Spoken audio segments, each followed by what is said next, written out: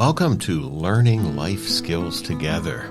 This is our weekly community Zoom meeting where our guests help us to go deeper into the 4 life skills and open up a huge array of chances to practice them.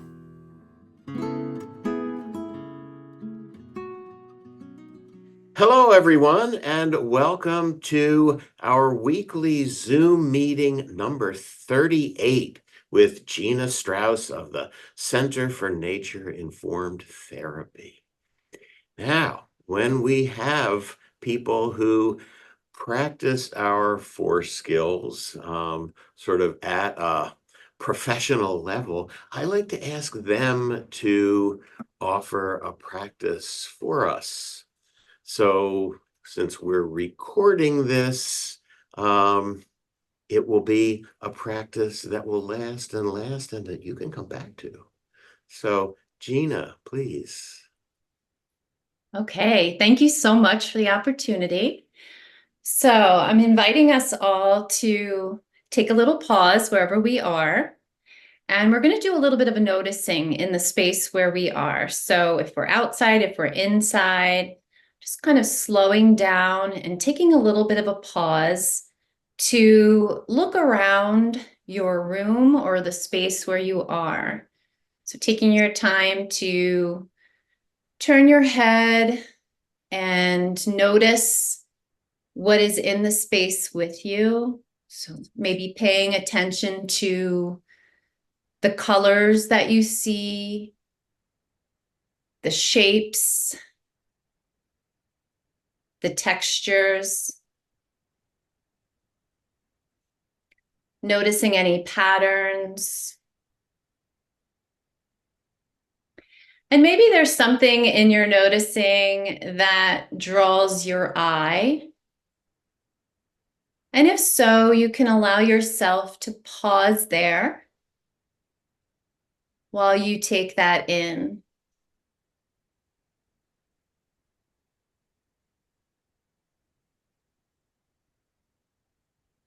And then maybe even noticing while you are paused on that item, to notice your breath as you're looking at that object or at that being. So you're both noticing what you see and at the same time noticing the breath coming in and out.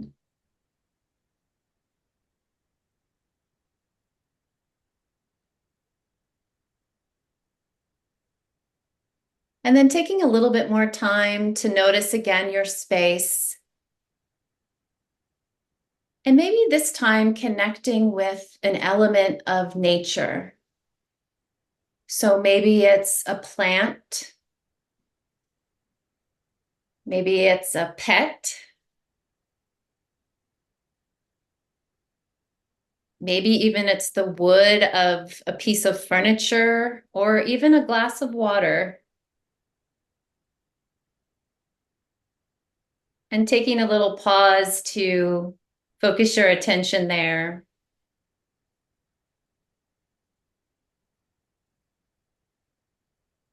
And maybe even offering a little moment of gratitude to that element of nature.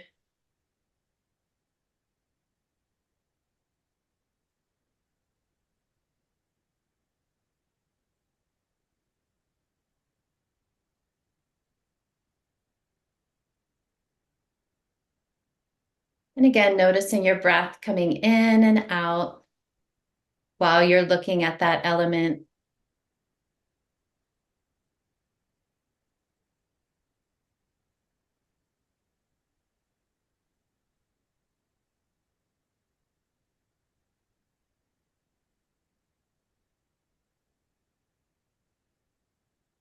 And then bringing yourself back to this present moment and what is around you to get back into after taking this brief little pause. Right. Wow, thank you. That was a lot, actually. And so my experience of this was looking around my office, into which I have just moved, and which is still filled with stacks of books and papers and things that need to be put away. So I had the possibility of thinking about all that. And instead, as I turned, I saw through my window Mm, just the waving fronds of one of those tall grasses. And that captivated me. And really I noticed my breathing slowing down sort of to be with those waving fronds.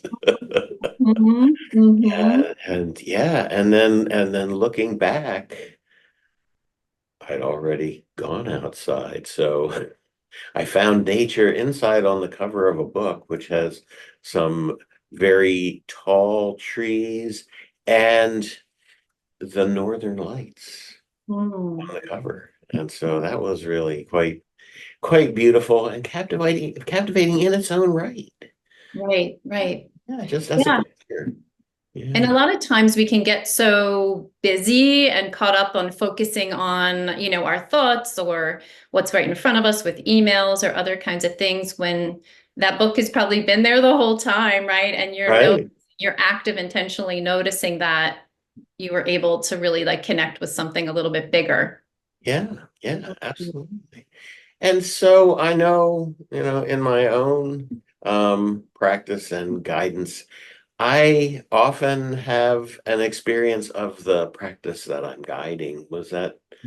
How was it for you to guide us in this? Yes, I was looking around my office, which does have some pictures of nature scenes and things. And what really stood out to me today actually was my glass of water that I mentioned, Right? because it really is something so simple, and also, we are so privileged to have water at our beck and call, but realizing how important water is, Mm. and how even stopping to notice it, to drink it, can be a great reset for me. I always remind myself like we are 70% water ourselves. Yes. Earth is 70% water about. And Yeah. so there's such a deep connection. And so, um, it helps me take a pause from all the other thoughts in my mind to just focusing on the here and now, and which in turn helps me to, connect to myself too. Yeah, absolutely. That our being 70% water is so dear to my heart because Mhm. when I'm sitting and I'm feeling anxious and stiff, I remember that I'm 70% water and I try to let that be part of how I'm sitting down. Oh, sploosh, here I am. Exactly. And Yeah. I think one of the beauties of water, which also is us too, is that water can take so many different forms. It can Yeah. be Niagara Falls waterfall. It can be this very slow bubbling brook. It can be a whole bunch of different things. And, because we are nature ourselves, we can take all those forms and all those containers. Yeah. Yeah. So this theme, as folks might have noticed, is about nature. And, right now, what we've been talking about are the skills of paying attention to what's going on around us and how that affects us inside. And the sort of the next level, which is to notice in those feelings that we're having, how much we can work with them, how much we can work with our own feelings. So emotion regulation, if you will, right? Mhm. So we're working on those, and I really, really wanted to have you come and talk to us about nature and about being outside specifically and, sort of the moment we're thinking about it here is we don't even have to be outside Mhm. to Yes. experience nature, you know? And so this is what you're involved with, sort of. all the time is thinking about nature and how it affects us and affects how we feel, right? Mm. So I'm wondering if you could give us a little, maybe more introduction to yourself than I gave to you. Okay, yes, that sounds good. So, my past career is in the field of education and working in a community college setting and working as a Montessori teacher. And I'm also a mama of two daughters in their late teen and early 20s. So I know this podcast, a lot of people listening are parents or caregivers.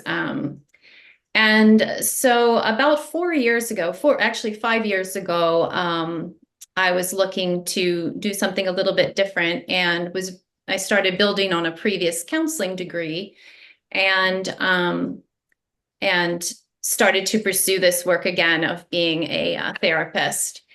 And I have been so blessed to be able to connect with an organization called the Center for Nature Informed Therapy that really builds on my connection and my love of nature and bringing that to my work with, kids all the way up through the lifespan. And so my thread to nature, I wasn't really, raised in a family that we were outside all the time. We would maybe go camping once a year and we would go to the ocean in Maryland once a year. And I loved all that. And I do remember I had connection to a tree that was outside my house that I would go and do some Sure. reading. I loved animals and I loved the water, especially the ocean. Um, and as I got into my adult years, when I was in college, particularly, I started to be outside a little bit more. And as I started working, honestly, through some old stuff, I found this incredible solace in nature. I felt this real safe space in nature. And I found myself kind of connecting a little bit more to the elements of nature and being more mindful about it. And I found when I was outside, in particular, but also, as we'll talk about later, connecting inside through a connection inside to nature, my body felt better. I felt calmer. Hmm. I felt more able to move through whatever experience I needed to move through.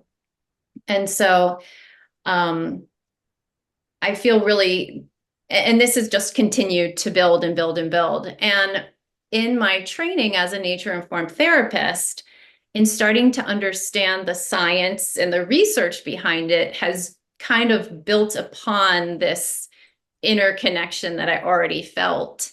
And one of the things that I find so fascinating is a theory that if we were in a room together and we had 10 people could stand up next to one another with their arms out and their fingertips touching, and that would represent the timeline of humans on the earth that we know of. And we would start at the first person and go all the way down to the 10th person, down to their last little fingernail. All of that time, we humans have been living outdoors. And so Hmm. our senses react to being outside. We want to be in connection with the plants, with the animals. And so there's this natural thing that happens that we can feel in our bodies. And now science is proving we feel connected to nature because we actually are. And I love that there's this ever present oh wow, what's the word? Just healing space, that we Yeah. partner with.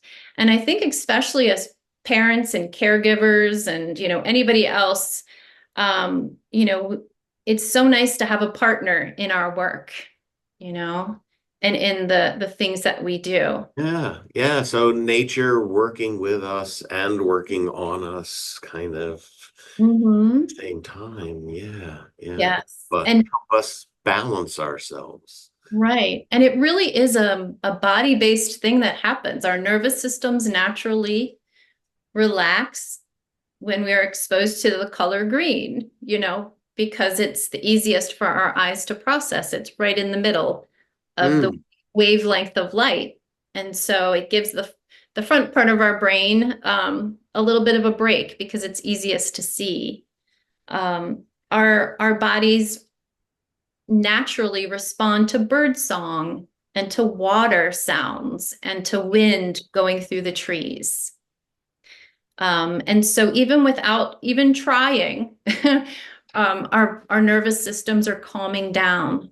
So when we can be outside, specifically hearing birds, without even having to do anything, it helps to regulate our nervous system, both kids and adults. Yeah, and so this is one of the things that we've been talking about is getting outside in whatever way you can. So Right. it can seem like a labor. Okay, let's get ourselves together, let's get our water bottles and our packs and we'll go out. It's like Yes. it doesn't have to be that much. Right. Exactly. One of the things that we talk about at the Center for Nature Informed Therapy, but also myself have seen with myself and with others, is that nature really is everywhere and doesn't have to be the Grand Canyon, it doesn't Right. have to be the ocean. It doesn't even have to be your local park. It could be stepping outside for 5 minutes and looking at the clouds or listening for any kind of nature sounds you can hear. Um, that alone can reset your nervous system. I was working with a client the other day, and we were sitting out on a covered porch, and we're pretty much like right next to traffic. So Hmm. it's not like we're out in this, far away space or anything like that. However, we had the fans on us, so there was some wind blowing, and there were some green plants around, and we just sat quietly and noticed, noticed the wind blowing on us. We looked around and noticed the plants. And she was saying how just that 5 minutes completely, shifted where she felt. Mm. Yeah, yeah. So this is something that really is always available to us. Mhm. And even inside, I mean, I'm thinking of the book cover that I was looking at, which had an effect on me. Yeah. Right, exactly. It just made me think about, if we have pictures of our loved ones around the house, right? And we see the picture and we're like, oh, well, that just makes me think about my loved one. The same can really be the case, if we have a Mm. plant or a picture. I have a picture right in front of me of a little, like of a giraffe. And so, it can bring us in and bring in that connection. And studies are showing, science is showing that even looking at, let's just say, I know we don't want to emphasize computers, but even if Yeah. we're looking at a picture or we're looking at a YouTube video of a nature scene, it brings a lot of that same nervous system regulation as actually being outside and experiencing that. And Yeah. so, sometimes that can be really helpful if for some reason we can't get outside, if it's pouring down rain in a thunderstorm, or if it's 100 plus degrees, there's still ways to partner with nature inside. Yeah. Yeah. To get connected. Yeah. Hmm. So you mentioned computer screens, and so one of the things, one of the sort of underlying thoughts, unspoken thoughts in getting outside is that maybe we won't have a screen there to pull us away, to distract us from the kind of connection that we could have, not just with nature, but with the person that we're with, which Hmm. which in the case, that we're talking about is a child, you know.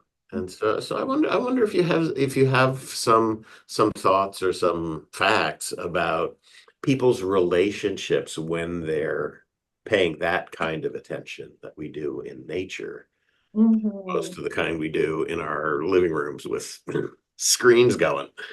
Right, Yeah. right. Yes. I think it's both the noticing when we can put the screens down, when we can have our attention being focused on actually what is happening now around us. That can create also a brain break and a nervous system regulation. And there's a huge connection to what they call attachment, theory, right? And a lot of us, because we've got so distanced from nature, we can walk into a natural space, even our neighborhood or in front of our home, and not really feel connected to any of the living things around us. And they've done a study that um, had children identify logos, corporate logos. So whether it was Target, what's the Target logo? Oh, it's that spiral, it's that circle, the Target actually, or the Nike swoosh, right? Oh, we know Chick-fil-A and we know Under Armour and all the other ones. And then when children were asked, okay, well, what is that tree that's literally been outside your door, your home? Not really sure what that tree's name is, what that type of bird is, and all of that. And there's no judgment there because I have, done my own learning because I Mhm. didn't know either. Because it really wasn't, yeah, I would say taught maybe. Um, but what that does is it then creates this sense of disconnection to our place, to our surroundings, and what a gift that could be to simple, like Yeah.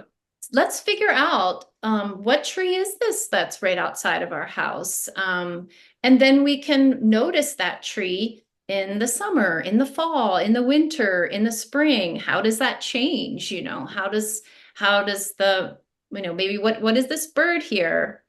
And it creates this sense of connection and what they call place attachment, which is where you feel attached to Mm. space around you. And then honestly, what that can do is to have you care, to have our children care about their place, which then informs them to maybe want to take care of it as Yeah. well. Yeah. Yeah.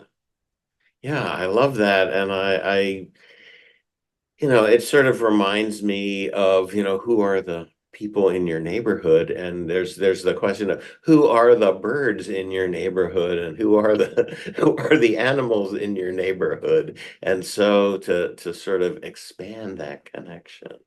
You said earlier on one of your threads to nature. So that we're kind of tied into nature in different ways, and it's different for all of us. And maybe some of us don't naturally feel one of those threads. Right. So just thinking about, being intentional and taking your child out into whatever nature is easily accessible, how do we start to pull those threads? Yeah. Kids are so observant. Even from littlest on, like they notice a lot of things. So, if you have a child who's super young or you work with a child who's super young, chances are if you take a little walk, they're going to notice everything, which is beautiful. So continuing to encourage that. Um, and noticing what kind of things they're into. Are they into the smells that they can smell? Maybe we Mm, go on a little smell walk, maybe we go for a color walk, where we can look for the colors of the rainbow. Like, where can we find red? Um, Maybe it's looking for, signs of meaning. So if, you see a bird fly past and it's a cardinal, is there some kind of meaning that the child might associate with that? Um, and and it could be things like, I'm just thinking, if you're walking and you see in that crack in the sidewalk a little plant growing up, mm, and so it's a yeah. noticing of like, wow, look at that. Look how resilient, or look how strong that plant is to break through the concrete. Like, you're kind of like that too, and So Hmm. finding these elements of meaning, um, and what the child is interested in. A lot of children are really interested in animals, so that can always be a great tie-in.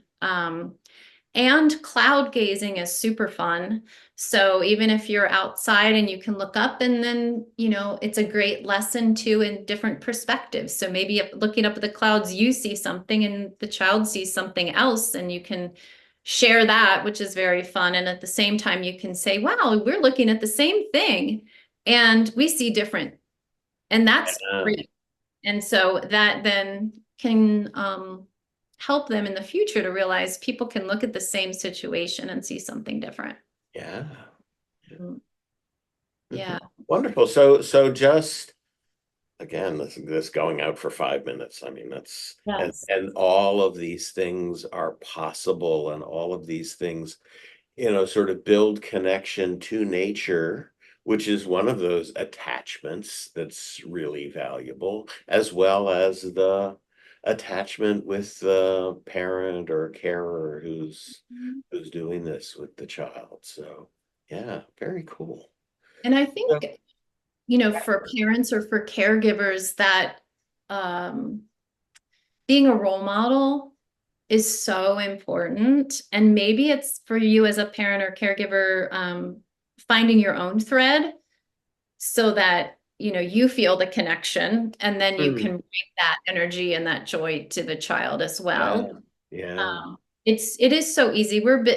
People are busy, right? Parents have a lot on them, caregivers have a lot on them, and so it can be easy to just say, oh, we're just going to stay inside and watch this show or do this thing, as opposed to saying, it is a little bit warm outside, but we're going to do it anyway. Or it's drizzling a little bit, but you know what? We can put on our raincoats, or it's okay to get wet. And so it's amazing. Our kids pick up our energy so easily. And yeah, and we can kind of lean into the discomfort ourselves. Um, uh, it's, our children will pick that up too. And even if there is a little bit of resistance, sometimes if we give them a little gentle nudge, they will end up uh, agreeing to go out. And, yeah, one of the things I talk a lot about with parents, but also see a lot with kids and teens specifically, is, an anxiety and a discomfort of feeling uncomfortable. One could probably say that we are definitely a culture that loves our comfort, and, with our drive hmm, and um and temperature gauge, or thermostat, where we have it set yeah. perfect temperature and everything. And what it does is it makes us uncomfortable to feel anything that's other than that. Yeah, So, if you wanna really start a conversation, turn the thermostat up or down 1 degree, and there will be people talking about it, right? right. It's amazing when you think of how much the temperature changes outdoors, right? Yeah. So you're bringing up the third of our four skills that we're talking about, which we talk about as getting through the difficult moments, or distress tolerance, if you want to be like technical about it. But yeah, so for parents to know that, yeah, we can sort of bring in a little bit of that. You always want to start small. You don't lift 200 pounds to start, you lift a few ounces. And so to say, yeah, it's starting to rain. I don't think it's going to be bad. Let's get our rain gear on and go out. Mm. My daughter lives in Ireland, and they say that there's no bad weather. There's just bad wardrobe choices. Right. Because all of yeah. So to be able to do that for 5 minutes is, as you were saying, it's showing that, hey, I'm willing to do this. I'm willing to be uncomfortable. Let's go out and have the experience anyway, because you know what? We might have more fun. Right. That's right. Right. That's that's often the case, is there's more fun things to do when something's going on. Yes. Yeah. Yes. Some researchers have kind of termed some parenting nowadays as kind of like bubble wrap generation, where we just want to Mm, kids in a little bubble wrap and protect them from everything, which is, completely valid in a lot of ways. And at the same, yes. when we can allow a little bit of distress, even if they're walking on a log or, stepping in water puddles or things like that. So if we can lean into it a little bit, it actually does build a little bit more self-confidence and self-esteem. Like, look at me, I did this and I can try this. And um, yeah, gives Yeah. them a little bit more sense of ownership and confidence. Yeah. And those, as we all know, are really important, right? So yeah, so we have these skills. We talked about three of them. The fourth one is communicating effectively, to being able to say what's going on with you. I think that one comes out in the out of doors as well. Mhm. Yeah. Yes, because it's a noticing. I think that's really a skill. Um, we talk about this thing called sensory amnesia, which basically means that we as humans, our ancestors, were really so attuned to how they felt in their bodies and how they Mm. connected with the outdoors, but connected with their environments, even down to people that still live in a land-based way can smell the scent of the cucumber scent of a copperhead snake approaching, Wow. because Yeah. they've just practiced it. They've practiced and been exposed and everything and paid attention. So Yeah. when we can really practice, this great for kids to practice a noticing of what's going on around them and then what's going on inside of you also. That Yeah. is great information to help with your communication, because a lot of times people are like, I don't know how I'm feeling. I don't know. But it does really help when you can practice that noticing and then you'll be able to communicate. Yeah. Be Mhm. able to describe how you are is really what we're after there. And so all of the exploration of nature really helps us to do that. It builds a certain kind of vocabulary. I mean, those are the things we say. Oh, I'm feeling a little squishy inside about that, because we've walked in mud. It wouldn't mean anything otherwise. So, that's really kind of cool. So the other thing about, sort of the four life skills is that we have some recommendations for people to do activities to sort of bring those skills up into the conversation so that we can talk about them with the kids, so we can demonstrate them, and so that we can share them. Right. So the first one was going for a walk. That's what we talked about with, particularly with paying attention. Yeah. And what we've been talking about, I think, is right down the middle path there for us. And then experiencing the awe and beauty of nature and of humanity, I guess, because we're talking about being out of doors, and we're talking about being affected by the things that humans make, hearing music, reading a great book, or, seeing a picture that's really powerful. All of those kinds of things are ways of exploring ourselves. And then we have to talk about it. So we come back to that, that what's going on? What's going on with me? What's that? And how does it make me feel? And so this lends itself to a lot of things that, some of which are my threads to nature. Mhm. So growing up, I grew up with bird feeders outside of most windows, you know, And so knowing the backyard birds was really important to me. And I married a woman who did not know her birds Mhm. and was willing to state that. And Yes. I mean, and to this day, she's like, "You're the one who taught me my birds." You know, Mhm. and so being outside and fishing, or being outside and bird watching, doing those kinds, having an activity sort of keeps you in nature. And it's almost like, oh, that literal thread if you're fishing. It's like, here's how I'm connected to nature. So all of the possible ways of being outdoors, noticing that you're out of doors and being able to share that.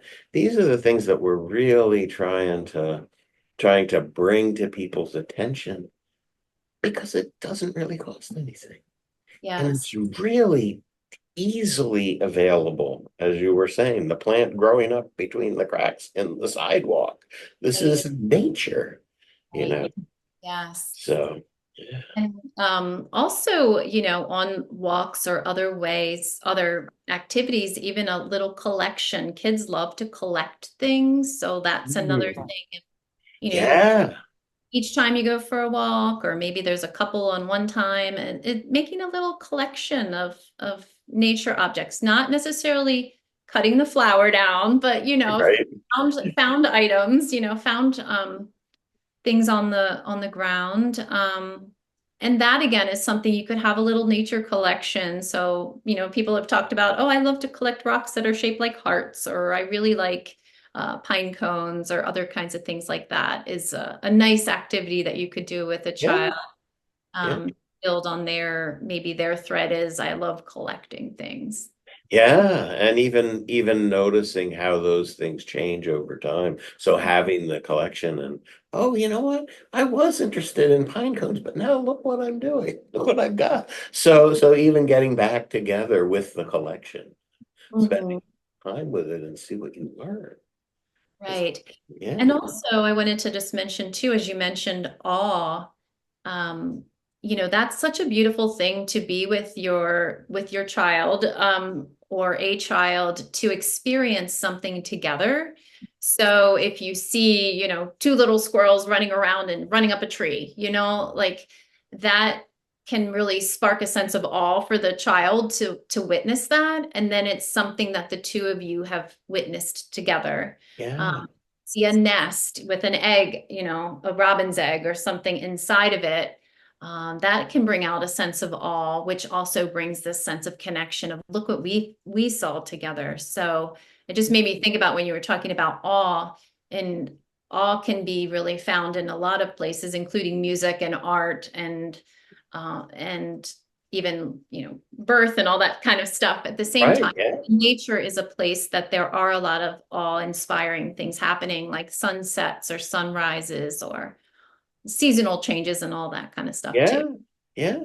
And so I want to come all the way back around to what we were talking about at the very beginning, with paying attention to what's around you and noticing how you feel.